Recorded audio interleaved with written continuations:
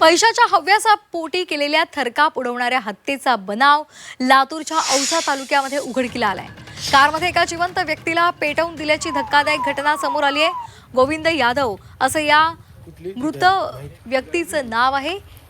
1 कोटीच्या टर्म इन्शुरन्ससाठी स्वतःचा मृत्यू दाखवल्याचा गणेश चव्हाण यानं कट रचलेला होता। मात्र एका फोन कॉलमुळे त्याचा डाव फसला आणि हे भयंकर षडयंत्र पोलिसांच्या समोर आलंय।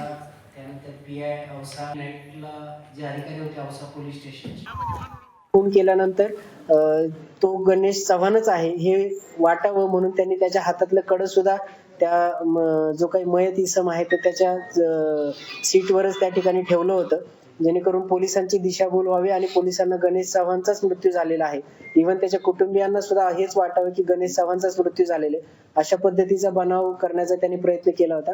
परंतु पोलिसांच्या तपासामध्ये त्याचं हे जे काही बनाव होता तो बनाव उघडकीस आणण्यामध्ये आणि त्यांनी जो काही केलेला हा गोविंद यादव नामक इसमाचा जो खून केलेला आहे तो खून उघडकीस आणण्यामध्ये औसा पोलिसांना आणि स्थानिक गुन्हे शाखेच्या पथकाला त्या ठिकाणी यश मिळालेलं आहे।